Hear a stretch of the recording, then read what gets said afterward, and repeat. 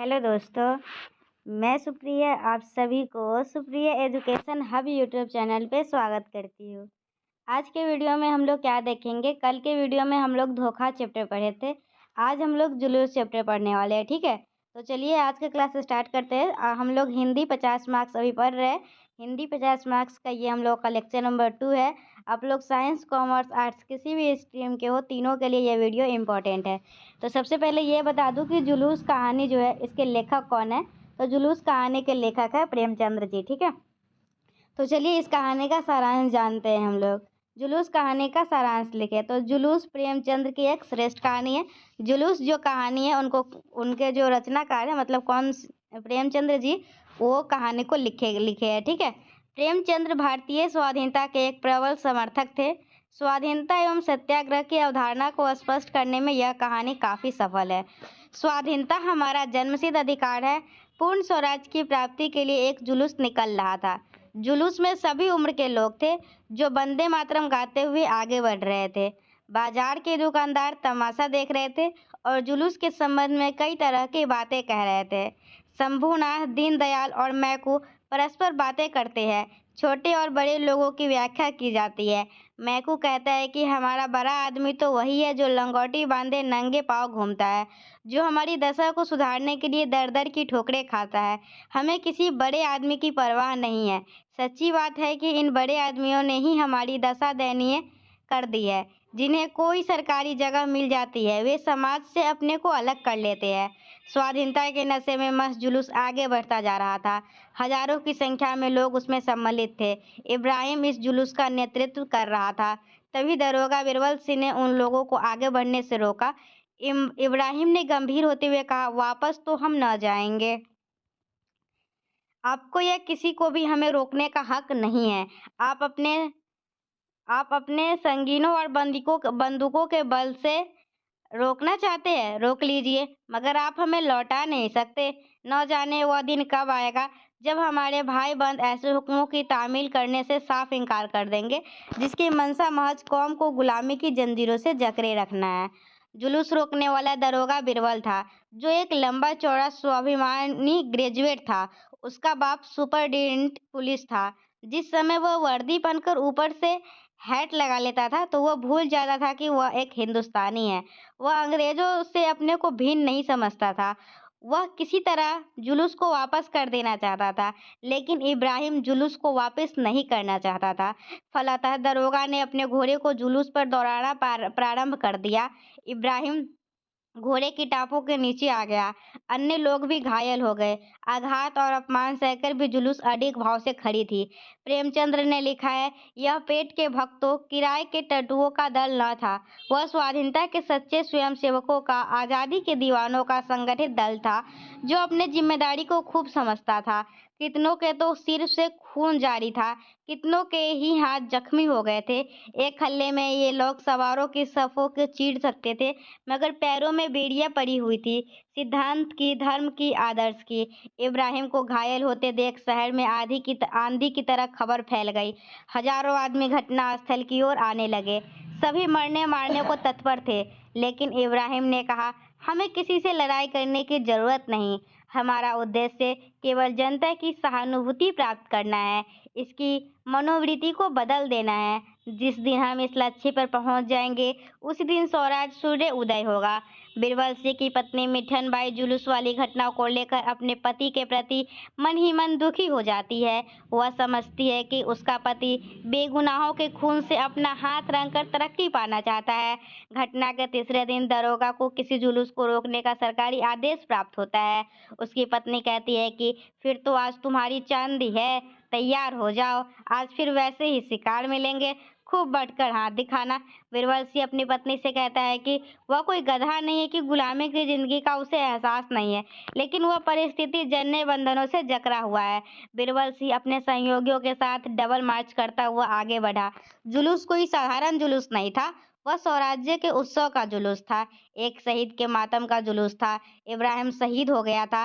3 दिनों तक भीषण ज्वर और असह्य वेदना के बाद आज उसका अंत हो गया था।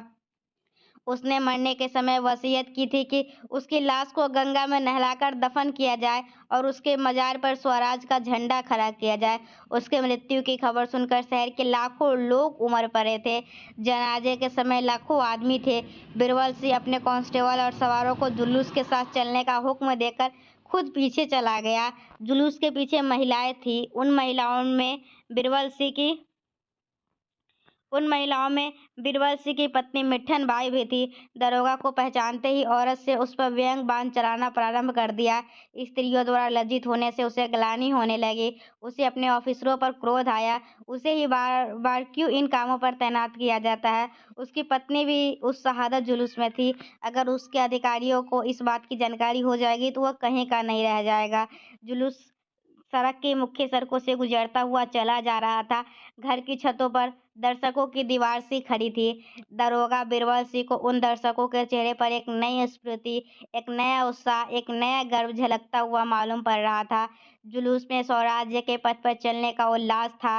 लगभग 11 बजे जुलूस नदी के किनारे पहुंचा। जनाजा उतारकर शव को गंगा स्नान कराया गया।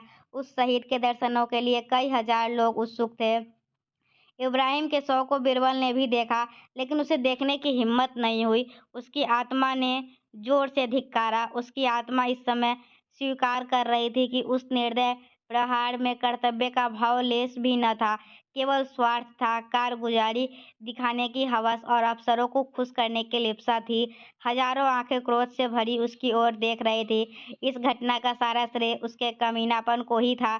वह स्वीकार कर लेता है, हमारी बदनसीबी है कि जिसकी मदद करनी चाहिए उनका विरोध कर रहे हैं। यह घमंड करने और खुश होने की बात नहीं है, शर्म करने और रोने की बात है। शव का अंतिम संस्कार करते करते 2 बज गए थे।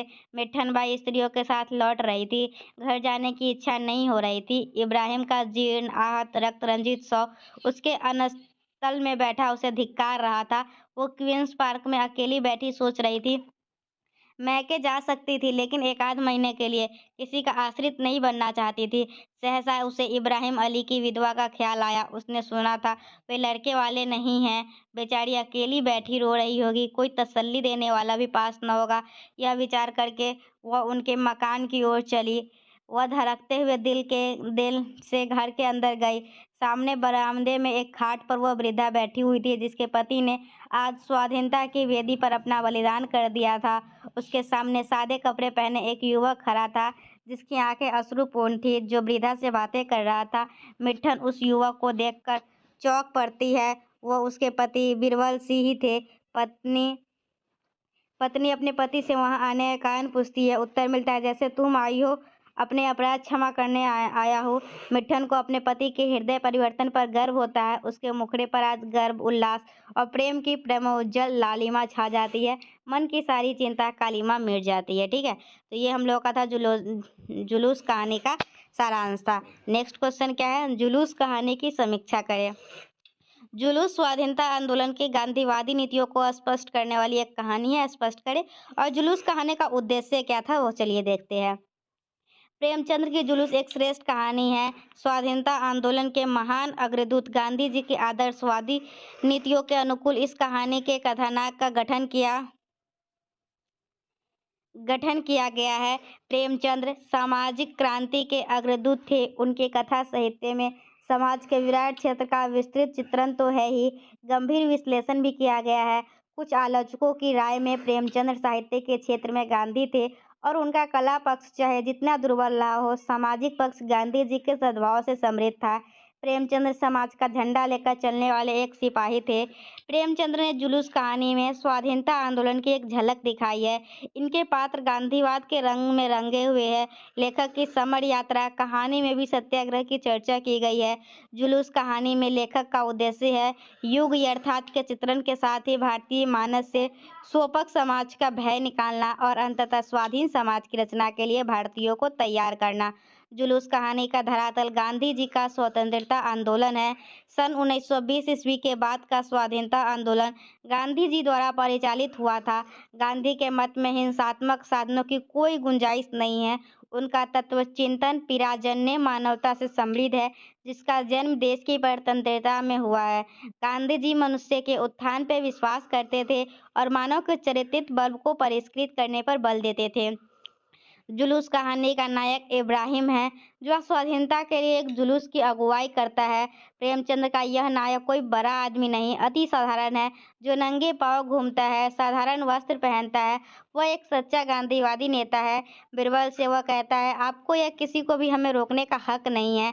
आप अपने सवारों, संगीनों और बंदूकों के जोर से हमें रोकना चाहते हैं, रोक लीजिए, मगर आप हमें लौटा नहीं सकते। ना जाने वह दिन कब आएगा जब हमारे भाई बंद ऐसे हुक्मों की तामील करने से साफ इनकार कर देंगे, जिनकी मंशा महज कौम को गुलामी की जंजीरों में जकड़े रहना है। जुलूस कहानी में लेखक ने अहिंसात्मक आंदोलन को श्रेष्ठ सिद्ध करने का प्रयास किया है। बदले में रक्त बहाना अधार्मिक तो है ही, अमानवीय भी है। विदेशी नीति को क्रूरता से आत्मा की निष्ठा एवं ताकत श्रेष्ठ होती है। इन गांधीवादी अहिंसक नीतियों का पृष्ठपोषक कहानी का नायक है इब्राहिम। वह दरोगा के घोड़े के सामने खड़ा हो जाता है, अंत में घायल भी हो जाता है। लेखक ने इब्राहिम के चरित्र गठन के द्वारा गांधीवादी नीतियों की पुष्टि की है। इस कहानी का उद्देश्य वही है जो सन 1930 ईस्वी के राष्ट्रीय आंदोलन के दिनों भारत के स्वाधीनता सेनानियों का था। इसी भाव की पुष्टि कविता के क्षेत्र में मैथिली शरण गुप्त, राम नरेश त्रिपाठी, माखनलाल चतुर्वेदी एवं अन्य कवि कर रहे थे। राम नरेश त्रिपाठी ने पथिक में लिखा है, रक्तपात करना पशुता है, कायरता है मन की, अरि को बस करना चरित्र से शोभा है। सज्जन के भाग्यहीन जब किसी हृदय में क्रोध उदय होता है, बढ़ती है पाशविक शक्ति, आत्मिक बल क्षय होता है। इब्राहिम का घायल होना सुनकर शहर की तमाम दुकानें बंद हो जाती है। सभी लोग घटनास्थल की ओर चल देते हैं। हिंसा मत से भरे हुए अपार जनसमूह को किसी सिद्धांत और आदर्श की परवाह नहीं थी। कितने ही लोगों के हाथों में लाठियां थी। घायल इब्राहिम को आशंका होती है। वह कैलाश से कहता है, तो अब खैरियत नहीं है, झंडा लौटा दो, हमें फौरन लौट चलना चाहिए, नहीं तो तूफान मच जाएगा। हमें अपने भाइयों से लड़ाई नहीं करनी है, फौरन लौट चलो। प्रेमचंद्र ने यहाँ गांधीवादी नीतियों का ही प्रकारांतर से प्रचार किया है। हिंसक मनोवृत्ति को त्यागना ही हमारी सच्ची विजय है। उन लोगों ने कहा, हमें किसी से लड़ाई करने की जरूरत नहीं, हमारा उद्देश्य केवल जनता की सहानुभूति प्राप्त करना है, उनकी मनोवृत्ति को बदल देना है। जिस दिन हम इस लक्ष्य पर पहुंच जाएंगे, उसी दिन स्वराज्य का सूर्य उदय होगा। प्रेमचंद्र ने जुलूस कहानी के द्वारा गांधी जी की अहिंसात्मक नीतियों के द्वारा हृदय परिवर्तन कराने का प्रयास किया है। पुरुषों की अपेक्षा नारियों में दया भाव अधिक होता है। दरोगा बीरबल सिंह की पत्नी मिठनबाई में यह दया भाव अधिक है। वह सैद्धांतिक रूप से अपने पति का विरोध करती है, कहती है, मगर बेगुनाहों के खून से हाथ रंगकर तरक्की पाई तो क्या पाई? यह तुम्हारी कारगुजारी का इनाम नहीं, तुम्हारे देशद्रोह की कीमत है। तुम्हारी कारगुजारी का इनाम तो तब मिलेगा जब तुम किसी खूनी की खोज निकालोगे, किसी डूबते हुए आदमी को बचा लोगे। बीरबल सिंह के चरित्र के द्वारा लेखक ने यह स्पष्ट करने का प्रयास किया है कि स्वाधीनता आंदोलन के समय सभी सरकार के पक्ष में नहीं थे। कुछ लोग मात्र जीविका के कारण अंग्रेजों का साथ दे रहे थे। बीरबल अपनी पत्नी से कहता है, ऐसा गधा नहीं हो कि गुलामी की जिंदगी पर गर्व करो, लेकिन परिस्थिति से मजबूर हूँ। जुलूस कहानी तदयुगीन नवीन सामाजिक चेतना एवं राष्ट्रीय जागरण का प्रसार करती है। संवेदनशील युग के ये अर्थात का सच्चा चिट्ठा है यह कहानी। प्रेमचंद्र अपने आप को राष्ट्रीय आंदोलन की एक इकाई मानते थे। 1930 ईस्वी में विशाल भारत में उन्होंने कहा था, मेरी अभिलाषा अत्यंत सीमित है, इस समय सबसे बड़ी अभिलाषा यह है कि हम अपने स्वतंत्रता संग्राम में सफल हो। जुलूस कहानी की समस्या व्यक्तिगत नहीं, सामाजिक है, राष्ट्रीय है। प्रेमचंद्र की मानसिक चेतना को संवेदनशील बनाने वाली यह राष्ट्रीय चेतना है। इस कहानी की विशेषता है पात्रों को चरित्रगत मनोविश्लेषण। बीरबल सिंह के चरित्र का विश्लेषण मनोवैज्ञानिक धरातल पर किया जाता है। परिस्थिति जन्य वेदना से आहत दरोगा जी अंत में इब्राहिम की विधवा के प्रति दयाद्र हो उठता है। इब्राहिम की लाश देखकर वह अपने आप को धिक्कारने लगता है। लेखक ने उसके हृदय में उठने वाले द्वंद्व का काफी सफल चित्रण किया है। उसकी आत्मा स्वीकार कर लेती है कि उस निर्दय प्रहार में कर्तव्य का भाव लेश भी न था, केवल स्वार्थ था, कारगुजारी दिखाने की हवस और अफसरों को खुश करने की लिप्सा थी। अंत में बीरबल इब्राहिम की विधवा के साथ क्षमा मांगता है। कहानी का शीर्षक लघुअर्थ संज्ञा कर्णम के अनुकूल, उपयुक्त, आकर्षक एवं कथावस्तु को सुस्पष्ट करने वाला है। कहानी का शीर्षक लघुअर्थ संज्ञा कर्णम के अनुकूल, उपयुक्त, आकर्षक एवं कथावस्तु को सुस्पष्ट करने वाला है। कथोपकथन कलात्मक एवं भाषा में सजीवता है। तो इस तरीके से आज हम लोगों का जुलूस चैप्टर कंप्लीट होता है। नेक्स्ट वीडियो में हम लोग पढ़ेंगे साहित्य। तब तक के लिए bye and thank you and thanks for watching my video.